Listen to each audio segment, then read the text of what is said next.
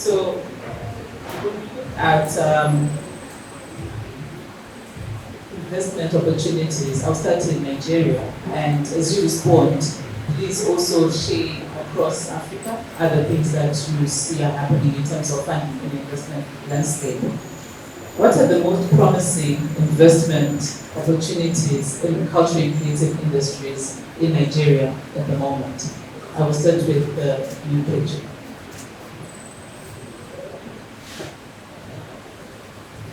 Truly, I would say fashion first.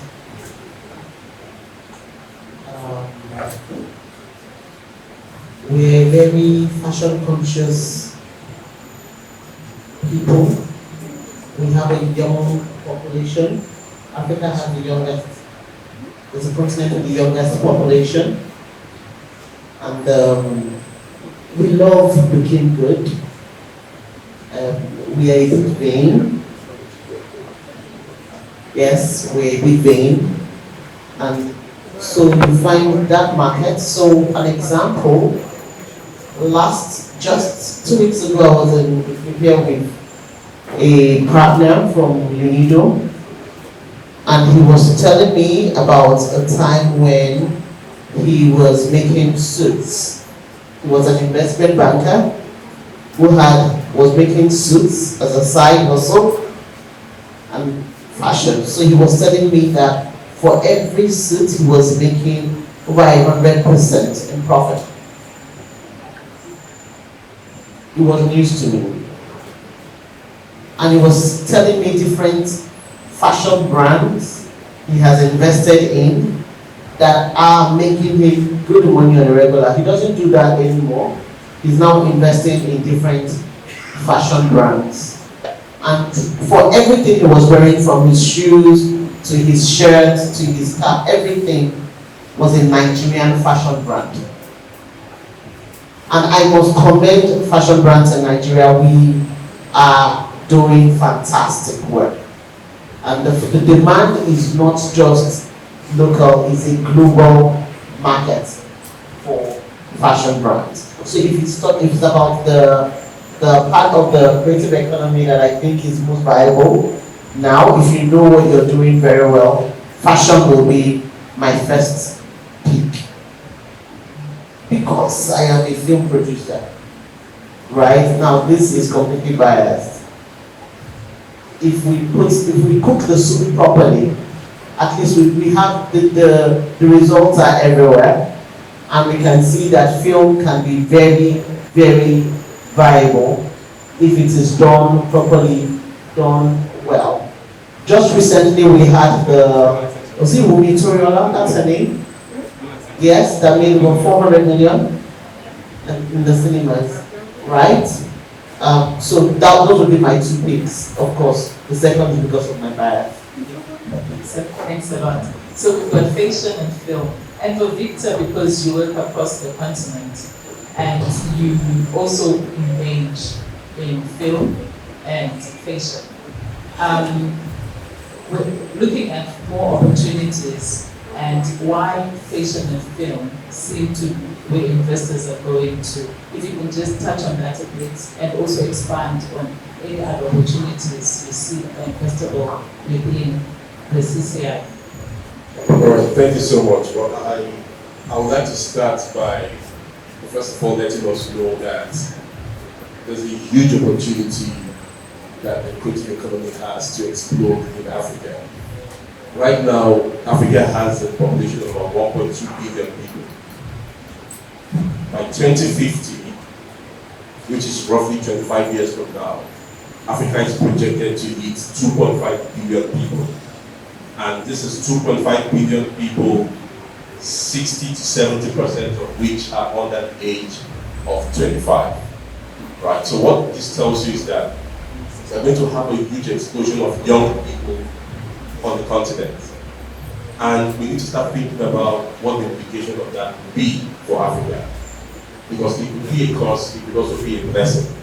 It depends on how you use it, right? China once had the highest population in the world, and they converted that population to become the production and manufacturing capital of the world. And today we can see the results. And so to your question, which I will answer very soon, but the second part of your question was about the types of investments that we should make. If we believe that in the next 25 years, we are going to hit 2.5 billion, we will have the youngest and the most able population of workers in the entire planet, then we need to start thinking about what are those investments we need to make that can absorb these young talents, that can absorb all of this energy. And for me, the first thing that comes to mind is the creative economy. Because I believe that 60 to 70% of that population will pick up careers and pick up livelihood opportunities within the creative economy, whether they are content producers, content distributors, content makers, everything that has to do with the creative economy. So there's a huge gold mine. But the question is, are we going to be bystanders or are we going to be active participants? And the only way to answer that question, or determine the answer to that question, is the investment opportunities that we put into the creative economy today. You can think about the next 25 years. It's not too far, it's not too hard to project. One of the best ways to project what the next 25 years will look like is to think of what 25 years before now was. Right? And when you think about 25 years before now, we didn't even have GSM phones in Nigeria. That's about other countries here. There was no GSM phone in Nigeria. I think MTN, Airtel, and the rest of them came from 2000, 2001 downwards. And I think Glo came about 2003 or 4. Right? But see how far we have come between 1999 and now. Then it tells you how far we can go between now and 2050. Right? So we can begin to ask ourselves now, if we went back to 1999, what should we have done to make sure Nigeria or Africa was beyond what it is now?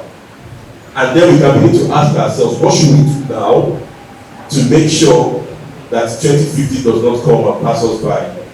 When you look at the back end of most of our creators, you will see that most of the revenue is actually coming from outside of Africa.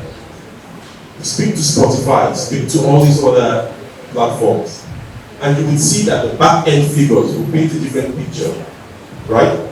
Like he said, 99% of the content we consume in our gaming industry is from creators that have created outside of Africa, and we have become ultimate consumers, right? So it tells you where the revenue is actually going.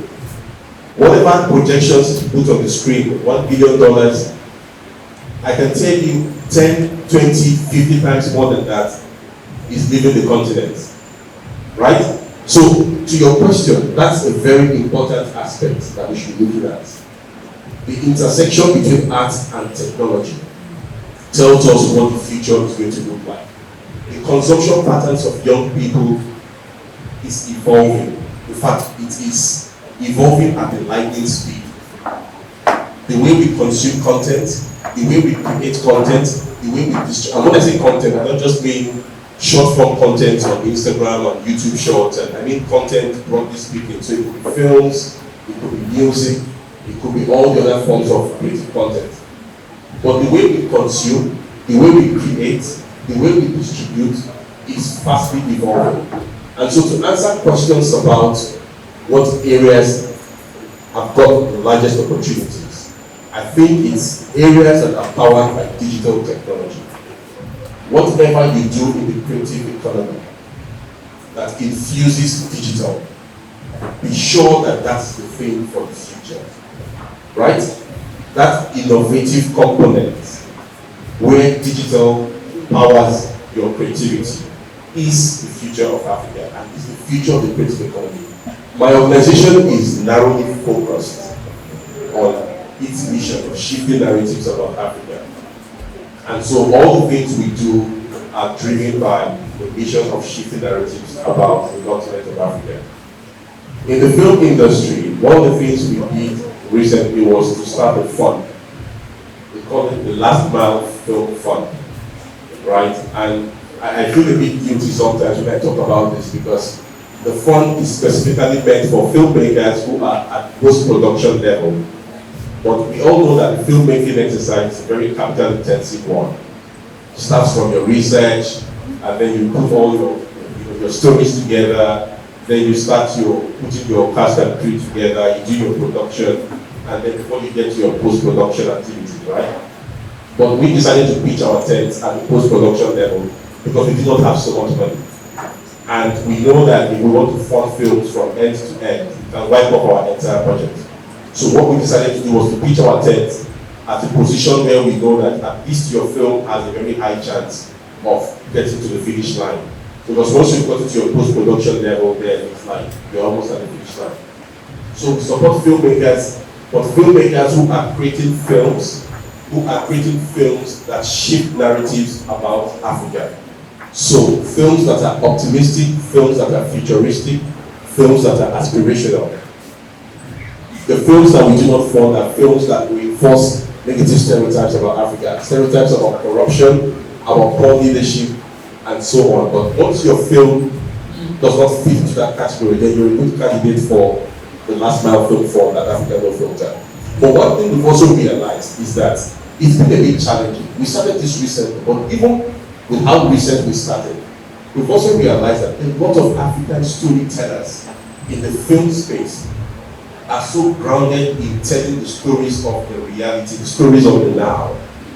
We're not thinking about the stories of tomorrow, the stories of the future. Nobody is saying we should deny that there are challenges in Africa. We all know there are, but we're saying that this is not the picture we want to continue to paint about Africa to the rest of the world. How do we do stories that stretches our creativity, where we can show an optimistic side of Africa, a progressive, a nuanced, a contemporary Africa? And that's where we found challenge with selected films, because most of the films we come across is either you see a woman who has lost her husband and she's trekking 10 kilometers to the stream to fetch water, to then send her children to school, and at the end of the day, out of her 3 children, 2 die, one of them makes it and survives, and then the woman, when she's about to enjoy the fruits of her labor, she dies, and then something happens and the son that survived the dies. We are now in this picture we get. So I think to your point, which is really good about being futuristic, and it's more to Africa than the stories which portray Africa always in the negative, always in the suffering, always in this resilience that you need to suffer, And I want to ask Hugo to come in and connect with you. So if we are not investing, if we don't understand this, and we don't see the value in it, other people do, and then they will take the lead, and then they will get it done, and then we will then come and start complaining about how we are being appropriated. But when we had the opportunity to start to look and invest, we did not take it. Because again, people think we don't see the value. I think that these are like just simple examples of where we need to think about those crossovers, those connection points, and how to use technology, and use technology in a way that it's future-proof, not just past technology. So this is back to the point you're thinking about storytelling, right? How do we tell stories about the future, not just stories about the present and the past? Because our present is a miserable one, right? But our future, which is what keeps us driven, is an optimistic one. Because if the future was miserable, there would be no reason for us to live. So it is really, we are driven by optimism. And one thing that we have in abundance as Nigerians, right, is optimism. Because tomorrow is always better. Yeah, I would say maybe for Africa, because Africa we do have that optimism. And so we have really touched on the opportunities tech will built in, and without a doubt, we're optimistic. And looking at in the last 5 years post-COVID, there's been a shift in the funding and investment landscape in Africa. We see new funders coming in. We see banks trying out different models, insurance companies trying different models, including tech companies also coming into invest. So to be able to have this beautiful 2050, which we are all aspiring towards, what are the key features of a successful creative and cultural industry investment fund? As investors, as grant makers, how should you design and be able to ensure that you take us to 2050? Because we are ready. Yeah, we are together. I'm also ready. Okay, this is what I desire. And I was going to film. There is a model that is used in agriculture called the anchor borrowers model. How does it work? There is an off-taker. And when I say off-taker, there is someone who is ready to buy up all the crops even before the farmer plants the first seed. And this person is ready to invest in the seedlings, in the inputs, and whatever the mechanization to ensure that the yield is excellent and the yield is a lot. And as you are harvesting as a farmer, they're taking it off you and paying you the value. My desire for the creative economy, for film, is a situation where we have off-takers ready. They say content is king, right? That are ready to take up the content and pay the value. So you don't find a situation where, as creative minds, as producers, as directors, you have already done your work and then you now have to go ahead to start looking for how you get paid the value of the investment you have put in. So it's going to be like an ecosystem. Imagine a situation where as a gaffer, as a cameraman, you are guaranteed work from January till December. As a costumier, you are guaranteed work from January till December on different projects. Why? Because I, as a producer, I know that once we are done with this whole project, we have, let me use the British Council now, as the off-taker. We have a British Council or maybe a streaming platform as Netflix ready to take it off you. Of course, in alignment with some set quality assurance metrics. As an investor, I will find it very easy to put my money on that project, to finance me as a producer. Maybe I should use myself as an example to very too many ads. I will finance Victor as a film producer. I am the investor. You are the off-taker. So once Victor is done with the production of the movie and it's set, you take it up. You pay him. He pays off his team. He has his profit. He pays me back as a financial investor, and that cycle continues. Yeah. So I think it's going to be a roundtable with the off-takers. What I think is the off-takers are particular about quality. They also do not want to take content that people will not consume and people will not pay. They also want to make their own money back. Input. So there can be a roundtable with the off-takers and an alignment on the kind of standards they want and what their terms and conditions will be for them to be a part of that kind of ecosystem. I think we can start talking about progress. Because as a buyer, if I'm going to get that hat also, if I know you deliver quality content, right, at a good cost to me, I probably might just be tempted to just stay with only you. You understand?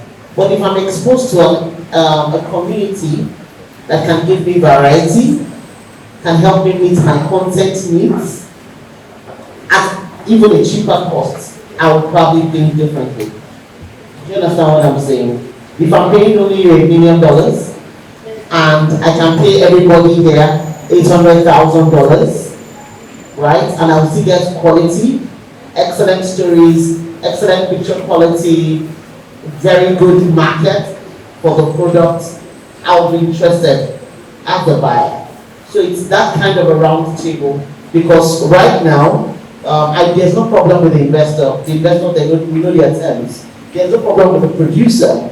They're ready to continue producing even if you don't give them money. They will bring out money from them. From anything that will make it happen, they have to express themselves. So it's now the obstacle we need to get into the room. Okay. So we have investors who are ready. We have the creative sector which is ready. And we need to bridge this gap. This is what needs to happen. And I think for me that, sort of Victor, looking at this, and it's real, we can see it. Yeah, we're not playing big corporates or unders. Even myself as British Council, it's a question which I'm asking myself every day. How do we close that gap? This is why we're here. How do we close that gap? Even from a funding perspective, investor perspective, creative perspective. Yeah, what's your take on it? I think, yes, I think there is a gap, and closing the gap is not going to be easy. I don't know if I'm not loud enough. Can you all hear me? Okay. Closing that gap is not going to be easy. But at African No Filter, one of the things that we had done is to try to understand the root causes. What has created that gap? What has created that reluctance and lethargy on the part of investors to invest in the creative economy? I don't have all the answers, but one of the things that we saw was the fact that there was lack of information. There was a lot of ambiguity around what gaps exist and how investors can recoup their investments. And this led us to the program that the British Council so graciously and generously supported, which is the Creative Vibrancy Index. The Creative Vibrancy Index was an exercise we did to close the gaps within the industry, or at least to identify the gaps in the industry. We measured 12 cities. We measured creativity across a number of indicators in 12 cities in Africa, from North Africa to Southern, East, West, and Central Africa. And we tried to measure the enabling environment to assess the infrastructure that exists and to also look at the policy side of it, so that we can understand what is that thing that has discouraged investors from investing. Information, right? And we're providing this information in a very easy and accessible manner. What we did with the Creative Vibrancy Index was we did a ranking of 12 major cities in Africa according to how they support the creative environment, the creative economy. And we looked at it across 22 indicators. And what that showed us is that you can at a glance see how many cinemas exist, or how many cinema screens exist in Lagos, and compare that with Accra, and compare that with Nairobi, right? At a glance, you can see how many theater studios or performance spaces exist in Lagos, and compare that with Johannesburg, and compare that with Kampala, Uganda. So what does that do for the investor? The investor begins to have an understanding of where the gaps exist. Okay, I can invest in this. The market is right, but the facilities are not there, right? Or the facilities are there, but the market is not right. So there are a lot of decisions that investors can make as a result of the provision of this data. And so at African No Filter, what we're doing is really to pull down the barriers. Pull down the barriers by providing information and then advocating using our voice. Now, I tell you one of the things that we noticed. I was talking about the film fund we did recently. One of the things we noticed was that some of the filmmakers who come to us and we give them funding to do their post-production activities, sometimes as much as 70% of the funding we give to them, in fact, we give them about $10,000 to complete their post-production. 70% of that money, in some cases, leaves the continent of Africa to experts outside of Africa who can work around their sounds, their cinematographic the picture quality, the sound quality, and all the other things, right? So it's just like the picture that Hugo presented to us. The real value of that $10,000 that resides in Africa is about $3,000. $7,000 out of it goes to professionals who we outsource all of these activities to. So what does that tell you? There's a huge need for us to invest in technical skills across the creative economy. And that's one of the things we're doing at Africa No Filter. We're using our voices to bring some of these gaps and some of these issues to the fore, so that we can begin to talk about it. The next thing we're also doing at ANF is to see how we can work with other funders, like the British Council, Sterling One. I know she doesn't like to think of herself as a funder, but work with other funders to have a concerted effort towards what the real problems are. If you go online, you will see Affecting Bank supporting creative industry in Africa, film production in Africa with $1 billion. African Development Bank is pledging $2 billion to do this in the creative economy. Ask yourself, how many people really get those funds? When you look across like 10, 15 people around you within your network, you probably find nobody who has received all of these fundings and are announced at global platforms for the creative economy in Africa. So what does that tell you? There is a vacuum, there is a gap between the institutions that provide the funds and those who should be the ultimate beneficiaries. So that's what we are trying to do at ANF. We're trying to position ourselves as an intermediary to see all the funding that exists with the big funders like MasterCard, like Gates, like Affecting, like AFDB. How can we actually get our creative enterprises investment ready? How can we also get all of those fundings funneled to the people who need it without all the inhibitions that prevent them from getting those fundings in the first place? Which is the fact that they're not investment ready, the perception that there's too much risk associated. How can we de-risk our creatives? So those are the types of things that we're trying to do. So we are putting funds together, we are putting resources together, but we are also using our voices to advocate for the things that matter, which is there must be technical skills in the sector so that the real value continues to revolve around the continent and not leave the continent. And then we must also find ways of de-risking our creatives so that they are able to attract the fundings that exist. I know the fundings are quite few. We don't have enough funding for the creative industry in Africa. But even the little ones that exist, we still do not get our hands on those funds. Yeah, so thanks a lot, Victor. That's a really good contribution. Hugo, you touched on diaspora community when you were presenting, and Africa has got a huge diaspora community. And I believe it is, when you talk about investors, we don't really count them.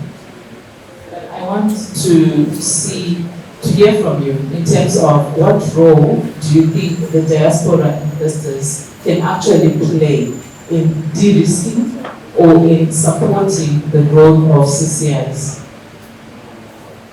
Okay, so I actually have 3 thoughts, which I can share, and maybe that also factors in within the thoughts that I had.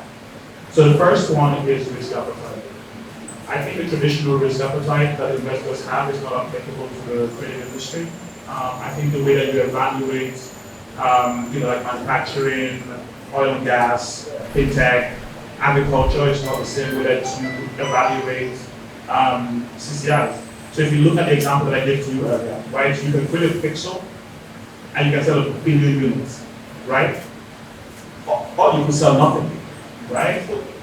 Yeah. So the way that you compute that, the way that you articulate that, the way that you rationalize that isn't the same way that you would rationalize, like a farmer who has 50 acres of land or has, like 2 acres of land and 3 laborers, right? It's not the same economics.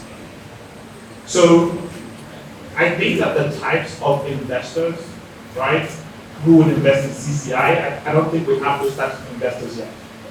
Because this has to be people who recognize and see the opportunity. Because there are an enormous amount of intangibles incorporated into what is being created, right? Like how do you attribute a value to a character? How do you attribute the value to a name, to a story that essentially you came up in your head with?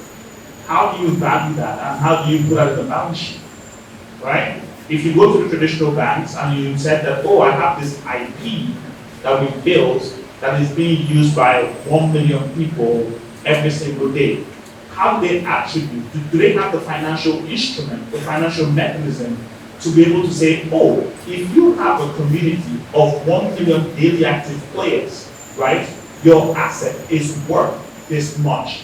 And for that, we can attribute this amount of cash to you.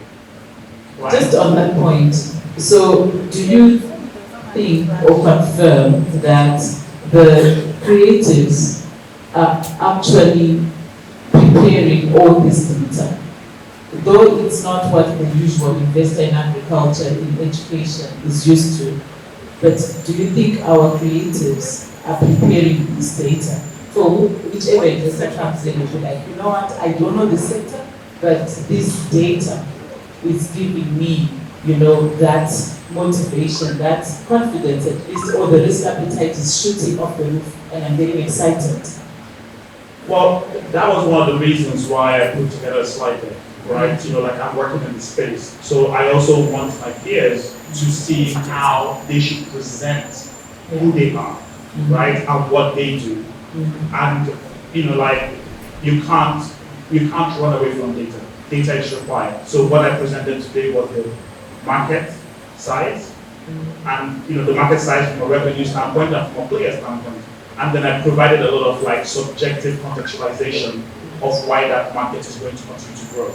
Right? If I was presenting about our studio, it would be the number of games, the number of active players, and how much revenue we're generating from each of those players who are playing, and what geographies those players exist, right? And again, showing you what I call a growth trajectory. But I think that this is the norm. This is the new normal, right? Is that, you know, like, there is still a difference between the actual data that I have and then the inherent value in what I've created, right? You know, like, how do you balloon that to, like, you know, how do you apply like a 2x multiple, a 4x multiple, a 10x multiple to what I've created? So that's one. In terms of like the risk appetite and the types of investors. I think that the types of investment themselves is also important. So again, Beatrice spoke about off-takers. And I think the job of a creator is not a market maker. A creator wants to create, and that is the core of their existence. That is what drives them, that is what motivates them. What doesn't motivate them is, in some cases, market size. In some cases, commercial negotiations, right? That should be somebody else's job. So what I was going to say is that in some cases, where the investment needs to go into is in distribution. So building on a distribution network. You know, like Victor was talking about cinemas, right? As a filmmaker, it is not my job to build cinemas. So ultimately, the value that I present is I'm creating this film will be distributed in cinemas, this is how many people are going to watch that film in those cinemas. And an investor says, how many cinemas do you guys have in your country? 40. How many, what's the sitting capacity? X. So based on these numbers, you cannot achieve the returns that I need, right? So does that mean that as the filmmaker, I now have to go and build 40 more cinemas? Of course not. What that means is that you need somebody else to then say, we need to invest in more cinemas. Because guess what? If you had 1,000 cinemas, all of the filmmakers in this room are wealthier than if you had only 40, right? But they can't build it, somebody else has to build it. And rather than having this conversation about, oh, should we give you $50,000, should we not give you $50,000? How about you spend, you know, like 500 million building cinemas, right? And focus on that. That is a completely different, that is still investment. Guess what? That is still investment. The other point that was also made was around talent, right? Give me $50,000. Guess what I do with it, right? I spend $40,000 outsourcing, right? How does that help me during my next production? How am I building my comparative advantage? How am I building long-term value, right? If the most valued piece of work within the whole production line is being outsourced, okay, so should I also then ask you for another $50,000 to go and train people to be able to use that? Of course not, right? So why don't you invest in talent development, in technical skills? required for film production. So that when I receive that $50,000, right, I can hire people within the local economy and then, like 100%. So something that I didn't speak about during my presentation is an investment that we made into talent development within the games industry, right? And we made that investment in 2021. And that was a deliberate understanding that if we were going to scale production, we needed people. At the moment, we were relying on people from India and Eastern Europe, right? And that does not sustain, right? We can sit around and wait for somebody to come and do it, or we can do it ourselves. And we did, right? In 2021, we invested in developing talent, and we're still doing it today. In 2020, please get your questions ready. I will be opening up the Q&A. In 20, I'm saying this for a reason. In 2022, Disney wanted to develop a game in the local market, and we started the production of that game in 2023. 75% of the people who worked on that Disney game came through the talent program that we built. Right? What does that mean? I will tell you what that means. That means three things. So one is that the knowledge that was gained through that Disney production sits here. We did not outsource it. Right? That means that we retained. So all of the investment that Disney made into that production went into people here. Good jobs, right? Invest in local studio. The third thing, which is the most important, is that we can then take that knowledge and that investment towards future production, right? And that is what investing in infrastructure means. It's long term. And I think that we as a studio should not have to be doing this, by the way, because even when I go to present, like I said, I didn't include that in my presentation. Because by the time I include that, you think, are these people in the talent development business, or are they in the reporting business, right? And then they will not tell you how you're confusing them. You're not, right? Yes. Not realizing that because of lack of infrastructure, you also have to build infrastructure to be able to build the businesses on top of it. So pitch your story. Examples, I guess, yeah. So I will speak for British Council.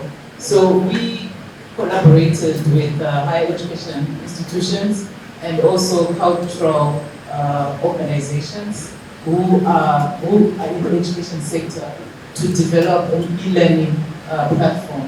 This, we call it our first entry for any creative globally. If you want to just understand what is the creative economy, what is the business of making money from your art. So that's an example of private and public partnerships that we have, and it is a free online course, and you can have access to it. Pitch. So do you want to present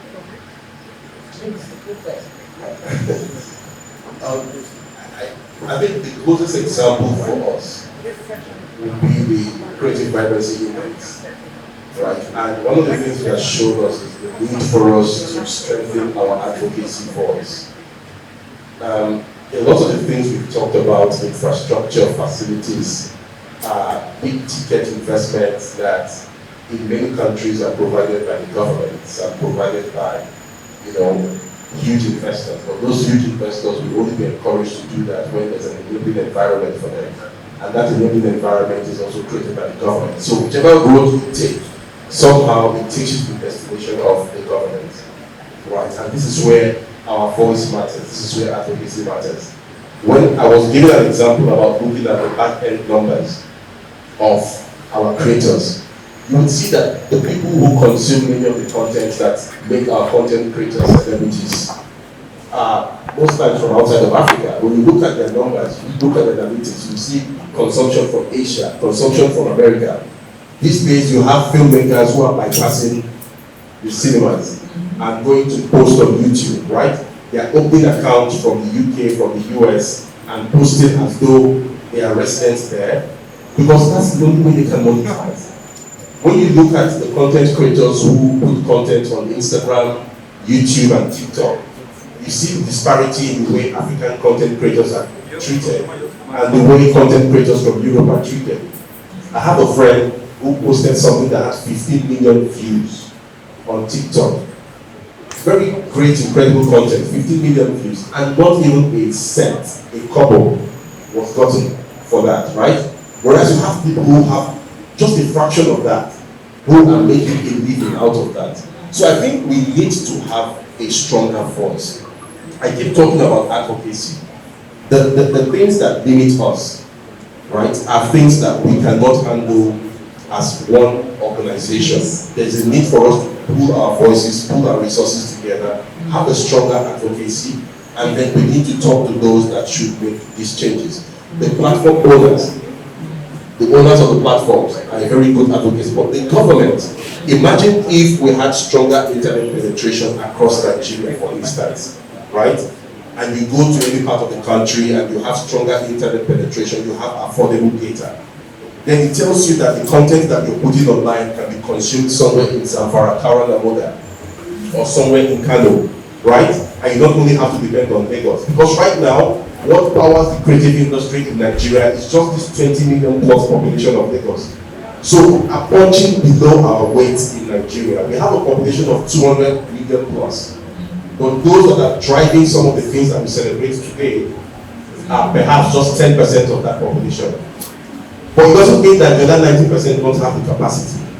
We can still steal 20, 30, 40, 50 out of that 90% and add to the 20% that is coming from Lagos. Right? So there's a lot more we can do to continue to exploit the resources that we have internally, but we need the government to do a lot of things. Some of this infrastructure like broadband access, internet access and internet penetration, the right type of policies. When you look at the creative industry today, you will see that, I don't know about the situation in Kenya or in Zimbabwe, but in Nigeria, I hear that the cultural policy, national cultural policy, was developed in 1980, when nobody had any idea of what the creative economy was going to be like, right? So we do not have the instruments that are flowing in tandem with the evolution that is occurring in the industry. How do we talk about IPs? How do we talk about the protection of rights when we are still operating in something that's quite obsolete? So there's need for us to strengthen our voice. Yes. Both from the investment perspective, from the pressuring of government perspective, from the pressuring of platform owners perspective, quite a lot we need to do. Yes. But we can't do it as individual organizations. We need to come together as funders, strengthen our voice and continue to speak tougher. I think we can see the role where government is required and we need the government. And I just want to say that governments in Africa are also working towards, investing and updating and putting policies in place and infrastructure in place. And I know that the Africa Union Agenda 2053, the 2063, thanks Victor, they do have the arts and culture, creative economy, as a critical part that needs to be addressed for us to be able to realize the dream. So from where I come from in Zimbabwe, for the first time, we launched our film strategy on Tuesday, and we can also see now this investment APISM is building our very first closed convention center so that we are able to host events. So there are small things which governments are doing, but I also agree they could do more. But I know the government has got this on the agenda, Africa Union has got this on the agenda. I'm going to give to a government official who's in the room. But before I come to you, Peju, any contribution before we close the session? Okay, we co-convened the Africa Social Impact Summit with the United Nations, and one of the major goals is to facilitate multi-sectoral partnerships. Because we realized that, for example, it would have been so great if we had a government official on this panel, for them to also speak to what they're doing. So one thing we did, and we've not done this for the creative economy, so I think for the next one, Brenda, we'll have to work on that together to ensure that there's a government representative on that panel for the creative economy at ACES 2025. Yes, we did that for the health sector and the education sector, where we ensured that we had the commissioners of health for about 13 states come to Lagos at the table with the practitioners, with the players and the investors, and we're trashing out our problems. And we're talking to this is what we want, that's what, and decisions were being reached at that table on what we can do going forward. I think government is, like you rightly mentioned, they are open to hearing from the practitioners. They are also aware that they cannot make much progress without us, those that are playing within the ecosystem. So I think I agree that their processes might be a bit slower than we would want them to be, but they are open and we can make that happen. So to your point, do platforms exist? Yes, those platforms exist. It's now for us to intentionally go to those platforms with our own agenda. That from this platform, I want this policy, this particular policy changed. I need this done, I need this done. And then we have 3-point agenda that we are presenting for execution. That's when it goes from policy to now having a proper implementation plan, work plan, with timelines. So, I think governments are important, but I think it's also important for us to recognize that, governments are still human beings, and they're not domain area experts. So we are scrapping. That's what we are, right?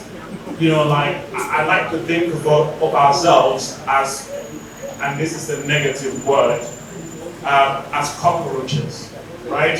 You cannot eradicate us, right? And I think that we have the capacity to innovate. We have the capacity to produce. We have the capacity to solve problems, right? We've been doing it in spite, right, of anybody, investors, governments, right?